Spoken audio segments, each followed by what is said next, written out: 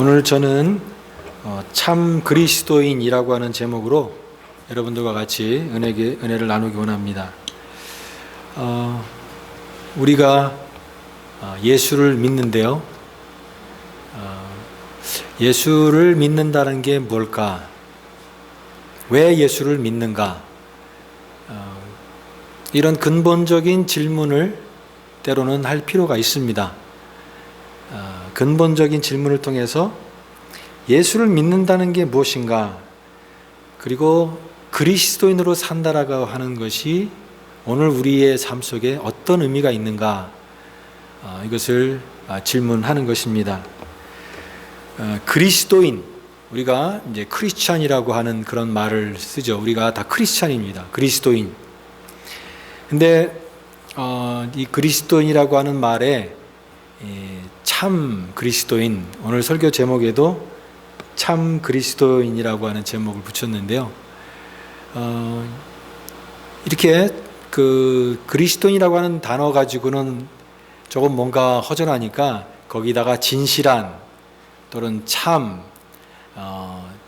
그런 형용사를 이렇게 붙여서 이 그리스도인을 표현하는 그런 것이 있습니다.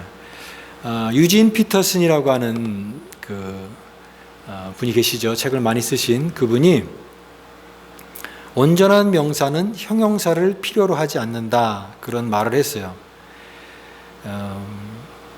명사가 많은 형용사를 붙여가지고 형용사가 남발을 하면 이 문화 속에서 그게 오염됐기 때문에 그랬다라고 하는 주장을 합니다. 예를 들면 우리가 참기름 할 때 그냥 참기름 해야 되는데 진짜 참기름, 원조 참기름, 뭐 진짜 참기름 하는 것과 같이 명사 하나로도 못 믿으니까 거기다 자꾸만 형용사를 덧붙여 가지고 하게 되는 것은 이제 문화의 오염이다, 이렇게 얘기를 했어요. 명사가 문화가 변질될 때 형용사가 난무한다라고 말했습니다. 여러분, 우리가 예배를 할 때도 예배 딱 하면 예배에 대한 것이 많은 수식어가 또 붙잖아요. 뭐 살아있는 예배, 또 감격적인 예배를 드리는 교회, 어떤 교회는 뭐 그렇게 타이틀을 해서 교회를 얘기합니다. 살아 움직이는 기쁨이 있는 예배. 그러니까 이런 여러 가지 수식을 해가지고 예배를 더 보강을 하려고 하는데, 원래는 그냥 예배하면은 그 안에 모든 게 다 포함되어 있는 거예요. 다른 어떤 단어로 자꾸만 치장을 하고 강조를 하지 않아도 그냥 예배 안에 그 모든 요소가 다 이미 있다라고 하는 것입니다. 그 얘기는 무슨 얘기냐면, 우리가 그런 예배를 드리지 못하기 때문에 자꾸만 형용사를 빌려와 가지고 그것을 나타내려고 하는 것이 있다라고 하는 거죠. 마찬가지로 오늘 그리스도인, 크리스찬이다라고 말할 때 그리스도인 하면은 그거로 족한 것입니다.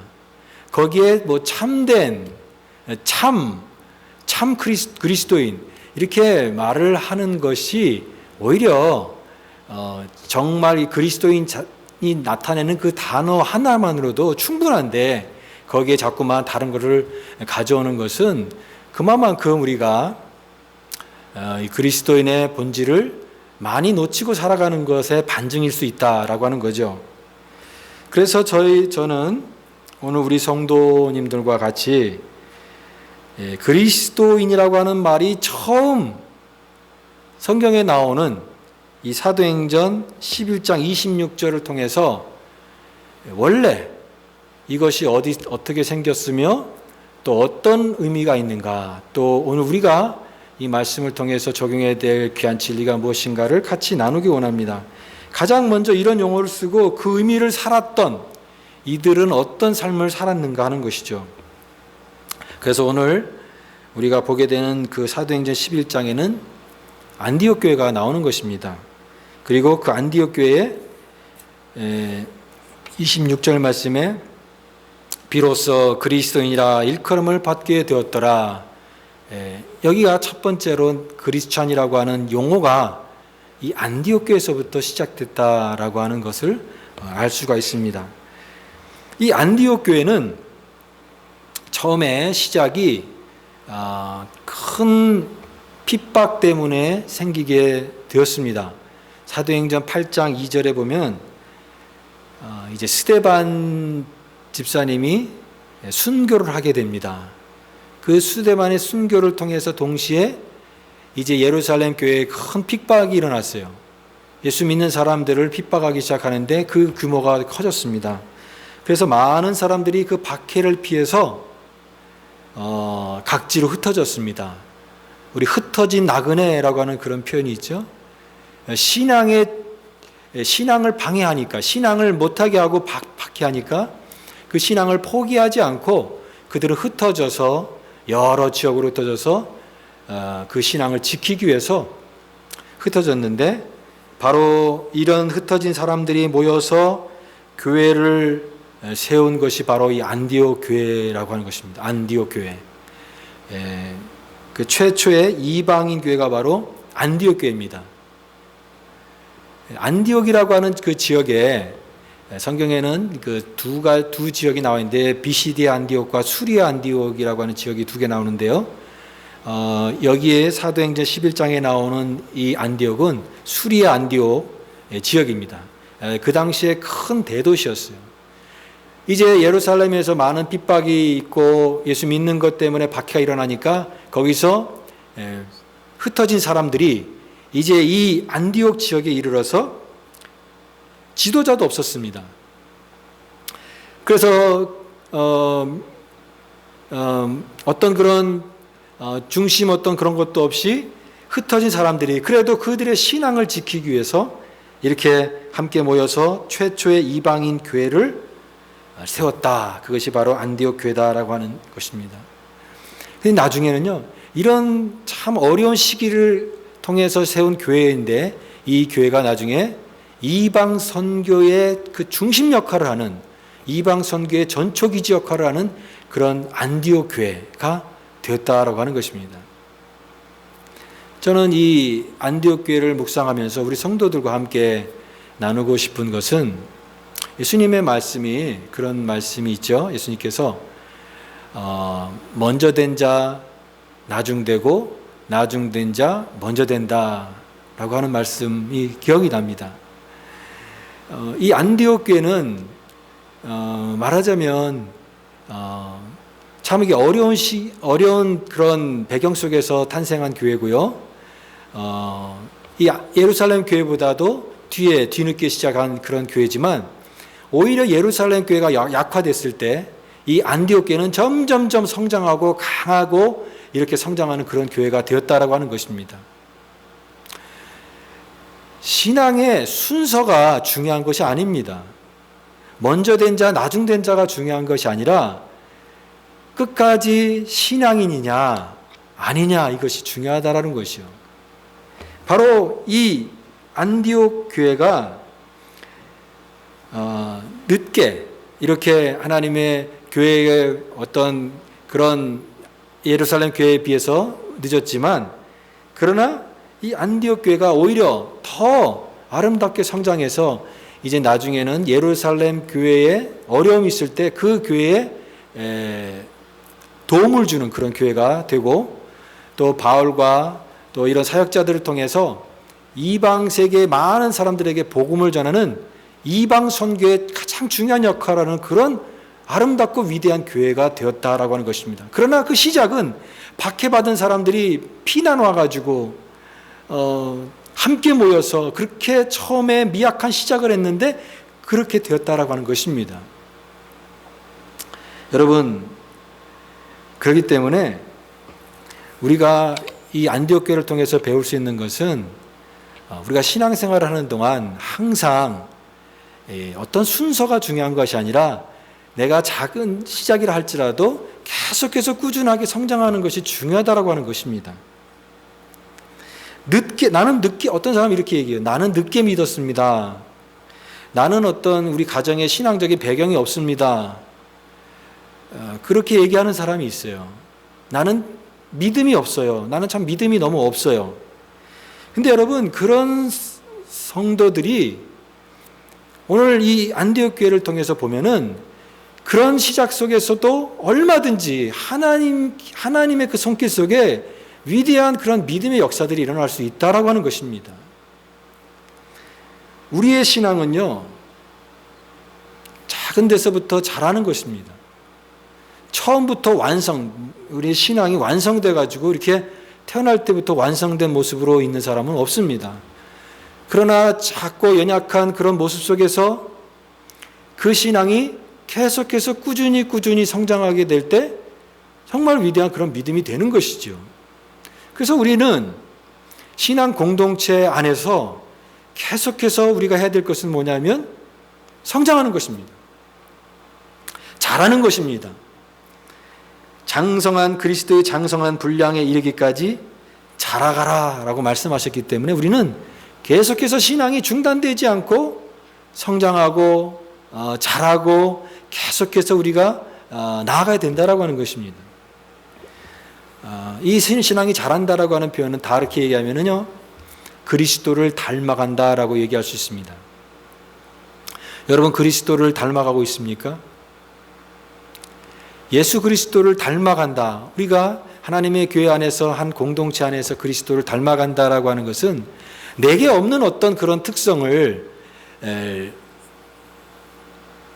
얻기 위해서 막 달려가는 그런 것을 의미하는 것이 아니라 원래 내 안에 있는, 그러나 죄 때문에 잃어버렸던 나의 그 하나님 원하시는 그 형상을 되찾는 회복이 바로 예수 그리스도를 닮아간다는 것입니다.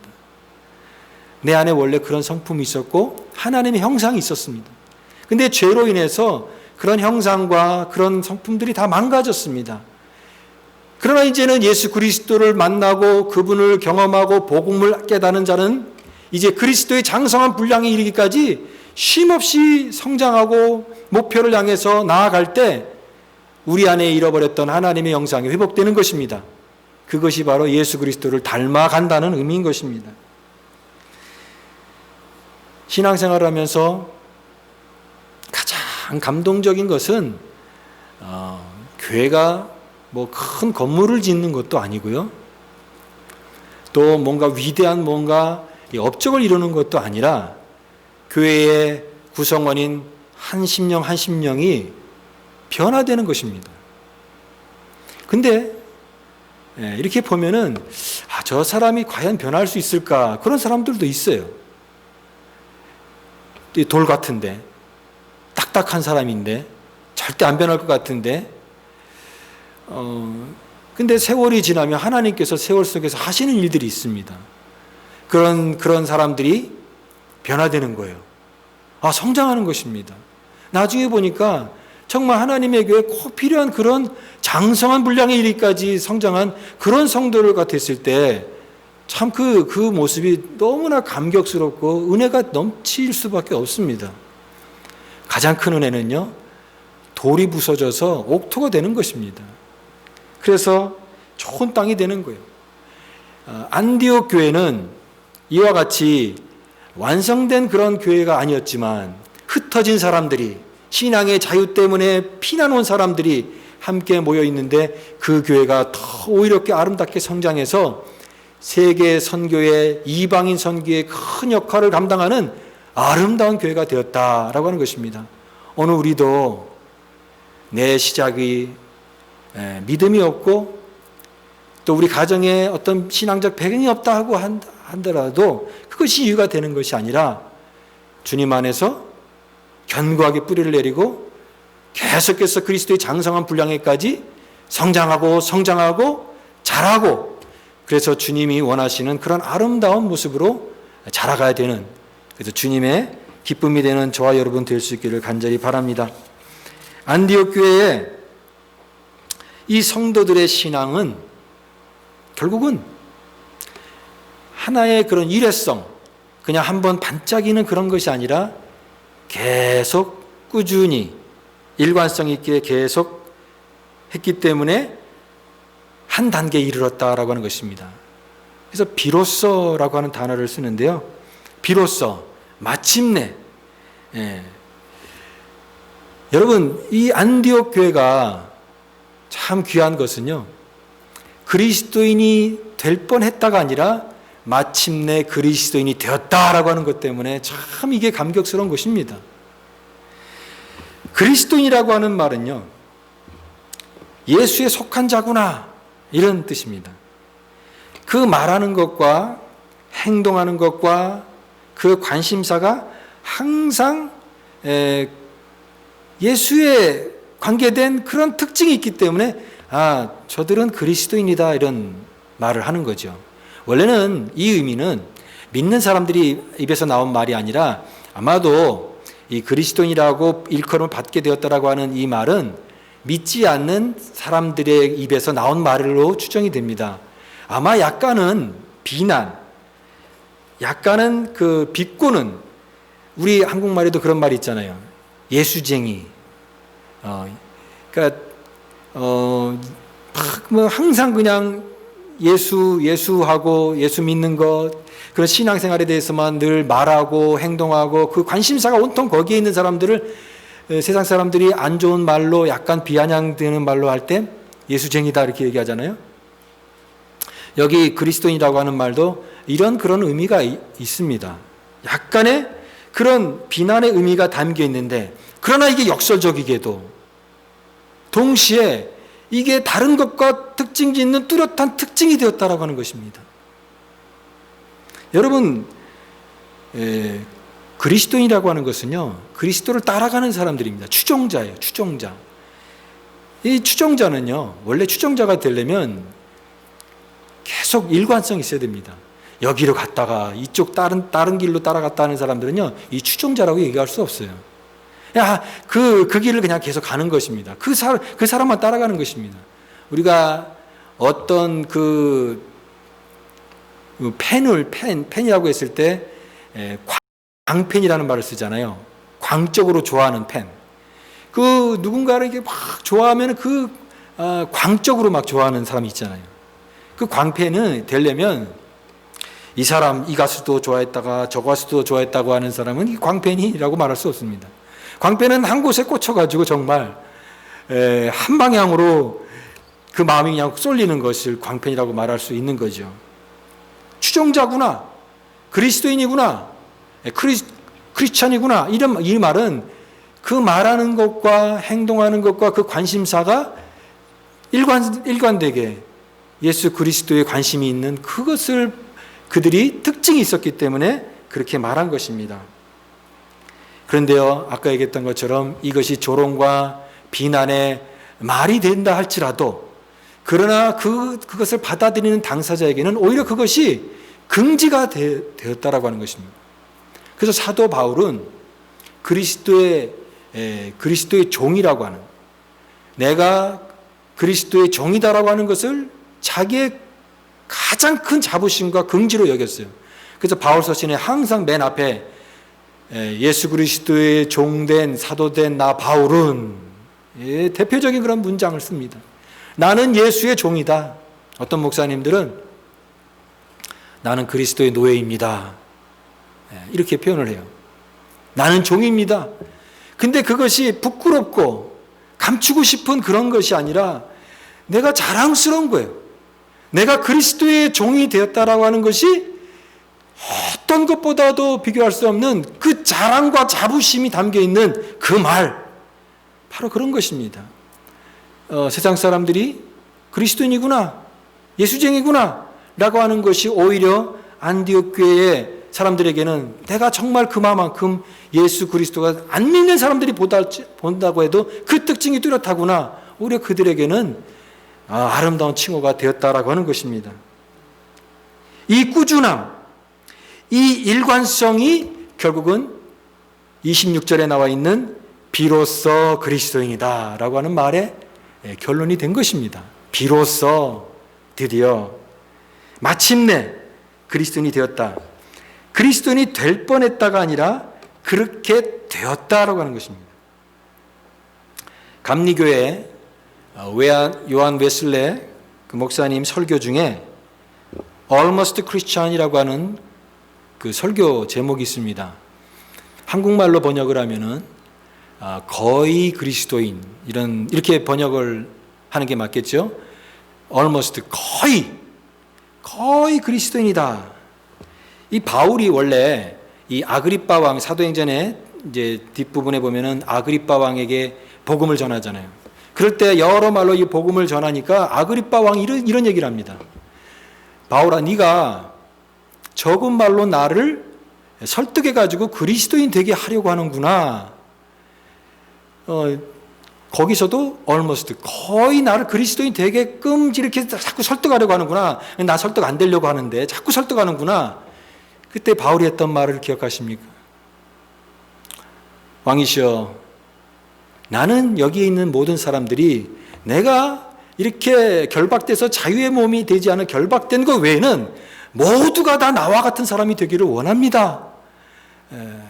그렇게 이 복음의 감격과 그리스도의 그 종된 것에 대한 그런 은혜를 그가 담대히 증거했습니다. 거기서 거의 그리스도인, almost Christian이라고 하는 말이 나오는데요. 이것은 바로 이 명목상의 그리스도인을 말하는 것입니다. nominal Christian. 여러분, 오늘날 명목상의 그리스도인이 있습니다. 신자예요. 그리고 그리스도인이라고 얘기를 해요. 그리고 그의 삶에 그런 그리스도인의 어떤 그런 모습들이 있어요. 그러나 오늘 이 요한 웨슬리의 말 표현처럼 거의 그리스도인이다. 근데 이 말은요, 부정적인 표현입니다. 거의라고 하는 말은요, 우리가 그런 말 하잖아요. 거의 다 왔는데, 이 무슨 말입니까? 끝까지 피니시 라인을 통과하지 못했다라고 하는 얘기잖아요. 한국에 이번에 대학교 시험 얼마 전에 쳤잖아요. 거의 대학교에 거의 붙을 뻔했는데, 그 얘기는 뭡니까? 떨어졌다는 얘기잖아요. 저 사람이랑 거의 결혼할 뻔했는데, 딴 사람이랑 결혼했다는 얘기잖아요. 거의. 그 얘기는요, 부정적인 얘기예요. 여러분, 거의 그리스도인은요, 참이 부정적인 얘기입니다. 여기에 반대되는 것이 온전한 그리스도인입니다. Altogether Christian. 이 Altogether Christian은요, 거의 그리스도인과 구분되는 오늘 여기 이 사도행전에 나와 있는 안디옥 교회에 비로소 그리스도인이 되었더라라고 하는 말과 통하는 그런 말입니다. 저는 우리 피오리아 한인장로교의 모든 믿음의 성도가 거의 그리스도인이 아니라 참 그리스도인이 되기를 주의 이름으로 축원합니다. 여러분, 아깝게 탈락하는 것이 있어요. 우리가 그런 얘기 하잖아요. 장려상이다. 장려상을 전문용어로 하면 아차상이라고 해요. 이게 다 했는데 아차 해가지고 떨어졌을 때 그 아차상이라고 해요. 여러분, 구원에는 아차상이 없습니다.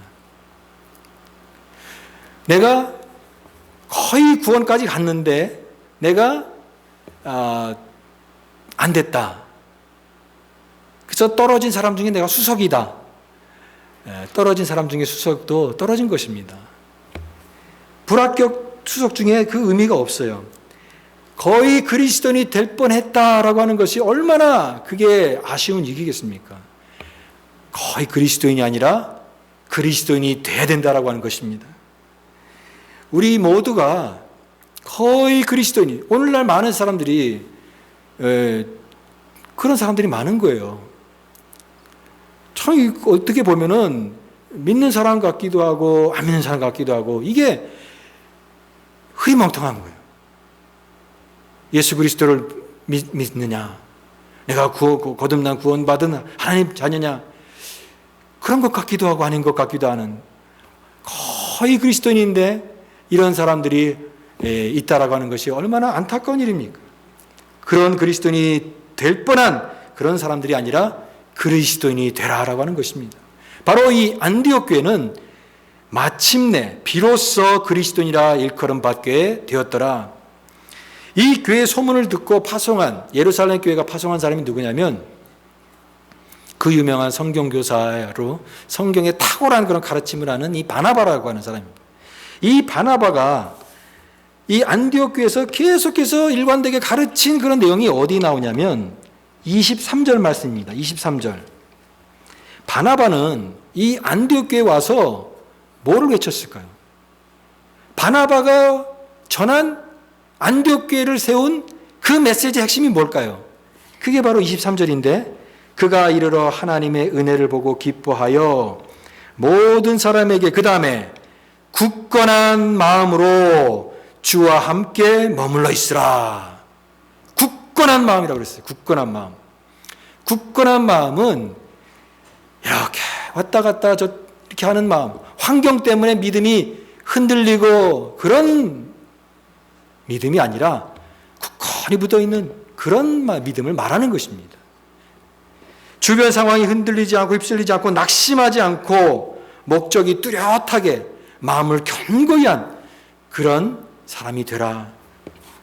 함께 주와 함께 머물러 있으라. 주께 붙어 있으라. 여러분, 그리스도인은 주님께 붙어 있는 사람입니다. 사랑하는 여러분, 주님께 붙어 있는 사람 될 수 있기를 주님으로 축원합니다. 교회는요, 주님이 중심이에요. 그 주님께 이렇게 붙어 있는 자들이에요. 우리가 다 그래서 안으로 다 이렇게 붙어 있는 자들이에요.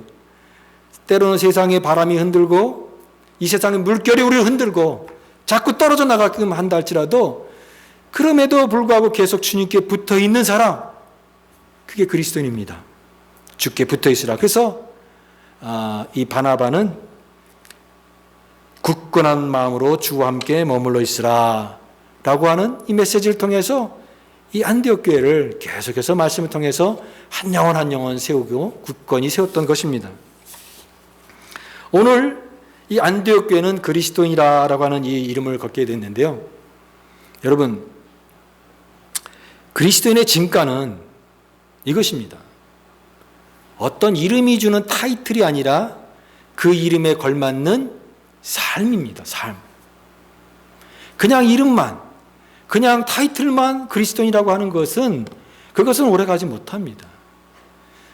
비록 이 불신자들이 부정적인 의미로 조롱과 비웃음의 의미를 담아서 그리스도인이라고 얘기했지만, 그러나 이제 이 안디옥 교회가 아름답게 성장을 하고 성도들이 성숙한 모습으로 신앙생활하는 것을 통해서 삶의 열매가 나타나는 것을 통해서 봤을 때 더 이상 그들을 조롱하지 못했을 것입니다. 그래서 21절 말씀을 보십시오. 주의 손이 그들과 함께 하심에 수많은 사람들이 믿고 주께 돌아오더라. 여러분, 예루살렘 교회가 처음 시작할 때도 주의 많은 좋은 소문이 나면서 사람들이, 많은 성도들이 주님 앞에 돌아오는 그런 역사가 일어났던 것이 바로 예루살렘 교회이듯이, 바로 이 안디옥 교회도 이와 같은 주님의 큰 은혜가 있었고 성도들의 그런 아름다운 소문들이 나타났고 행실이 나타났기 때문에, 삶의 열매가 나타났기 때문에 하나님께서 이 교회를 더욱더 부흥하게 하시고 성장케 하시고 위대한 교회가 되게 하셨던 것입니다. 오늘날 한국 기독교 인구가 예전에는 25%, 그러니까 4명 중에 1명은 기독교인이다 이렇게 얘기를 했어요. 지금은 19% 이렇게 봅니다. 그러니까 숫자가 적어졌어요. 숫자가 적어진 어떤 양적인 그런 것도 있지만 예전에 비해서 우리 그리스도인이 갖는, 이 세상에서 갖는 어떤 그런 영향력과 이미지가 예전보다 많이 못하다라는 생각이 듭니다. 오늘 그리스도인, 내가 기독교인이다, 크리스천이다라고 하는 것을 이렇게 떳떳하게 내놓고 얘기하기가 참 어려운 시기가 됐습니다. 그래서 예수님을 믿는다는 그 믿음이 부끄러운 것이 아니라 우리 그리스도인의 삶이 세상에 이게 나타나기에 참 부끄러운 여러 가지 것들이, 모습이, 연약한 모습들이 많기 때문에 그래요. 이게 여러 가지 소문이 들리면 항상 안 좋게 나오지 않습니까? 그리스도인이 이런 나쁜 일을 하고 또 사회 지탄받는 그런 부끄러운 일들에 그 주인공들이 교회 다 중직자들, 또 심지어 목회자, 그런 뉴스를 매일매일 들으면서 우리는 참 그런 부끄러움을 안고 있는 것입니다. 이름은 그리스도인이지만 그런 삶을 살지 못하기 때문에 우리가 그리스도인의 삶을 나타내지 못하는 그런 것이 된다고 생각합니다. 하나님께 영광 돌린다고 하면서 주변 사람들에게 부정적인 그런 모습만 보인다고 한다면 오히려 예수 그리스도의 복음 전파에 장애가 되고 방해가 될 수밖에 없습니다. 하나님과의 관계와 이웃과의 바른 관계를 덕을 끼치지 않고 우리가 하나님 앞에 영광을 돌릴 수 없기 때문에 그렇습니다. 여러분, 그리스도인으로 산다라고 하는 것은 예수 그리스도를 나의 삶으로 드러내는 것입니다. 예수 그리스도의 나의 삶을 통해서 그리스도가 나타나는 것이 그리스도인의 삶인 것입니다. 오늘날 많은 사람들이 목회자에게 요구하는 것이 그것입니다. 목사님, 좀 목사님의 삶을 통해서 예수님이 좀 보였으면 좋겠습니다. 그런 거 아니겠어요, 여러분? 좀 목사님의 삶을 통해서 예수님이 좀 나타났으면 그걸라고 좀 보고 싶어요. 여러분, 세상 사람들 어떻게 얘기하겠습니까? 그리스도인들을 통해서 정말 예수님의 그런 삶이 좀 나타났으면 좋겠다. 그리스도인의 그런 정직한 삶의 모습을 보고 싶다. 예수님의 그 삶을 보고 싶다. 이렇게 많은 사람들이 얘기할 것입니다. 이 말은 그래서 진리입니다. 우리에게는 성경책이 있지만 믿지 않는 사람들의 성경책은 그리스도인의 삶이다. 우리의 삶이 믿지 않는 사람들에게는 하나님을 알 수 있는 그런 성경책이다라고 하는 것입니다. 여러분, 이 안디옥 교회는 바로 그리스도인이라고 하는 이름만으로 그친 것이 아니라 그 이름에 걸맞는 변화된 삶, 그리스도가 나타나는 그런 삶을 통해서 그 이름이 아름다운 이름이 되었던 것입니다. 오늘 온전한 명사는 형용사를 필요로 하지 않는다라고 하는 유지 피터슨의 말처럼 교회, 성도, 그리스도인, 그 이름에다 다른 뭔가를 설명을 하고 다른 형용사를 붙여서 설명하지 않아도 교회야, 성도야, 그리스도인이야, 그 말로도 충분한, 그래서 우리의 모습과 우리의 삶을 통해서 하나님이 살아계시고 그리스도가 나타나는구나, 이것을 증거하는 그런 일에 저와 여러분을 부르시는 줄 믿습니다.